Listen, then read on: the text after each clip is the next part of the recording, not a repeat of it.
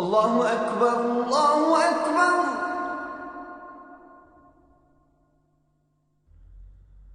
الله أكبر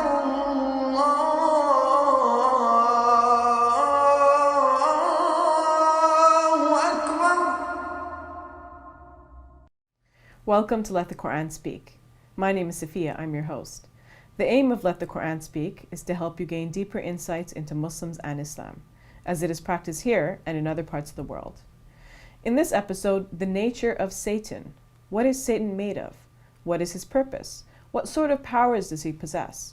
And do Muslims have cause to fear him? We'll answer those questions a bit later in the show, but first, rejecting the Sunnah. Why do some Muslims believe they can rely on the Quran only and not the Sunnah, or example of the Prophet Muhammad, to live their lives fully? What concerns do they have with the Hadith literature? How can those concerns be alleviated without rejecting the Sunnah wholesale? With me to discuss this subject, Dr. Shabir Ali, President of the Islamic Information Center. Dr. Shabir, welcome to Let the Quran Speak. Pleasure to be on. So there are some Muslims who claim that they're not going to follow the Sunnah, just the Quran itself, and they're going to live their lives according to the Quran. What are your thoughts on their decision? Well, the common response to this sort of claim from the other extreme, if I put it this way, is that you cannot reject the Sunnah wholesale. That the Sunnah being that collection of everything we know about the Prophet Muhammad, peace be upon him. More precisely, the Sunnah is defined as that sort of practice which the Prophet Muhammad, peace be upon him, made a characteristic of the religion. Okay. So the Muslim scholars, in order to capture that Sunnah, that record of what the Prophet Muhammad, peace be upon him, saw or did, saw in the sense that he saw things happening and he gave, in a way, his tacit or implicit approval for what was going on, or what he practiced continuously. In order to capture that, Muslim scholars went to work to collect large volumes of almost every kind of snippet of information that they could find about him. People reporting the kinds of information that were passed down to them verbally over time from one generation to another. Now, to reject all of that information wholesale seems to be, on the first level, historically irresponsible. Why would we just simply throw away this entire history? Second, the Quran itself tells us to follow the Prophet, peace be upon him, to obey him in such an insistent manner that, again, it would seem contrary to the Quran's dictate and irresponsible to just simply throw away all of that information about the Prophet, peace be upon him, or to act as if that information does not exist. Would it be also difficult to follow the Quran without the Sunnah? In some cases, In a practical sense, I mean. In some cases, it seems that the Quran presupposes that Muslims would know that Sunnah and follow it. For example, it is mentioned when the call is given to prayer on the Friday, then you should leave off trade and hasten towards the remembrance of God. Well, one sometimes feels the need for some more details here. What is meant by the remembrance of God? What did the Prophet Muhammad, peace be upon him, do in response to this command? How should we do it? Do we just remember God in a vague way? Or is there a more specific way in which the Prophet, peace be upon him, responded to this, and we would like to respond in the same way? More to the point here, I believe, is that the Quran is mentioning when the call is made to the prayer, presuming that there is a call. So now we want to know, how is that call and what is that call? But where did that call come from? That call is known in the Hadith literature as something that was practiced in the time of the Prophet, peace be upon him, and approved by him. So inevitably we find that in trying to act on the Quran, we need to keep going back to see how the Prophet Muhammad, peace be upon him, followed these broad dictates that are given here in the brief Quranic text. So I guess the Hadith literature gives us context, either human context or historical context or social context, whatever you want to call it. Yes, for example, the Quran mentions the name of a certain person, Zaid, and it does not elaborate who is this person, and except in the most brief way possible, to know something about Zaid and why he became an important part of and how he was important in the life story of the Prophet Muhammad, peace be upon him, and what that implies for Islamic law. We need to go find that information in these books, which are, in a sense, a kind of a historical record about the Prophet, peace be upon him. But more than that, what you seem to be suggesting is that the Prophet Muhammad lived Islam in a way. So following his example tells us how to live Islam as well, Yes. or live the Quran. Yes, and there's more to it than this. I mean, we can go on like this forever, but perhaps one last thing can be said in favor of making use of the hadith is that the Quran says that God sent the Prophet, peace be upon him, لِتُبَيِّنَ لَهُمْ مَا نُزِّلَ إِلَيْهِمْ, that you may, that is the Prophet may, explain to them what has been revealed to them. This is in the 16th chapter of the Quran, the 44th verse. So this shows that the Prophet's role and function includes explaining the Quran. So we have the Quran and its explanation, and the Prophet furnishes that explanation, which is over and above the Quran itself. So if one just simply holds to the Quran and says, I don't want to hear anything from the hadith, then he's missing out on the explanation. On the other hand, there are people who have serious concerns about the hadith literature itself. And that's part of the reason why they say, well, you know, I can't deal with the hadith literature, so I'm just going to reject it. So Yes. how would you respond to that, to their claims, Well, I or their think concerns? This calls for a balanced approach to hadith. I described a certain position as being extreme, which on the one hand you have the extreme or total rejection of all hadith, and on the other hand you have the other extreme where people uncritically accept the hadith as they were handed down through the centuries in the standard collections. A balance in between would look at these hadiths again and apply the original principles which early hadith scholars did apply and which they accepted as valid principles in evaluating hadiths.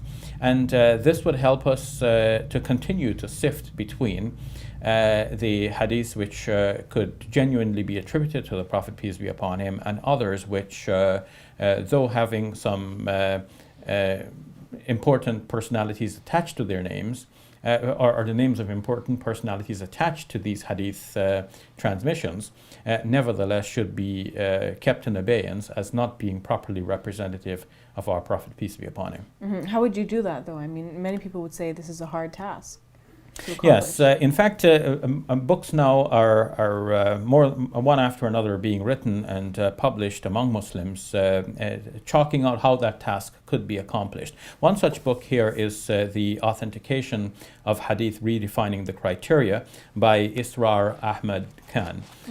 This book shows that there is a real need for us to go back into these hadith collections and to recognize the hadiths which obviously need to be kept in abeyance because they do not meet the most stringent requirements for determining the authenticity of hadith. Is there a will amongst Muslims to engage in such a task? If Or there is it seen as taboo, perhaps, by among Orthodox some Muslims? people, it may seem that it is taboo because there is a fear that if you have a standard collection and this has been respected by Muslims for many centuries, then there is a fear that if you open it and you take one hadith out, then there's no stopping. What stops you from taking a second and a third? If you say that the whole book should be just taken as it is, take it or leave it, well, then it's very clear that you're, for some people at least, in a simplistic way of thinking. But the scholars of Islam have always known that no matter what standard collection, the fact of a hadith being in a collection is not by itself a guarantee of its authenticity. What more so would guarantee the authenticity of a hadith is its mutawatir status. Let me explain that. You see, the Prophet, peace be upon him, had companions, and then he might have said something, and let's say a companion hears it, and then the companion goes and tells two of his friends, and then they tell two of their friends, and like the shampoo commercial where each person tells two persons, and then eventually everyone is using the same shampoo, right? Well, if a hadith can transmit like this, and eventually become widespread. But because in the very first instance we only had the one person who heard it and then told two other persons, this is referred to in the hadith sciences as a single transmitter hadith. So if a mistake is made by one person in what he heard or what he remembered, then that mistake might be transmitted all the way down the line and we bear the result of it in the end. But if a hadith is initially said in such a public manner that the Prophet made a public declaration, peace be upon him, and then several of his companions heard that, and these several companions each told two persons who then told two persons and so on, then in the end we have multiple lines of transmission. And with this multiple lines of transmission right from the very first generation, we have the assurance that it's not possible, it doesn't seem reasonable to suggest that all of these persons made the same error such that we have what results in the end as an error. We might find errors cropping up somewhere along the line of transmission, and we can detect when that error occurred, and sometimes we can pinpoint the person who made that error. But when we have many people right from the very start saying basically the same thing according to this transmitted result, we can be assured that this is something genuine from the Prophet, peace be upon him. So we should rely more on those types of hadith. That's right. Okay. Unfortunately, however, most of the hadith, the vast majority, the great bulk of it, is of the other category, where you usually have one person at the beginning who told some persons, who then told some persons, who then told some persons. And so there is a possibility that for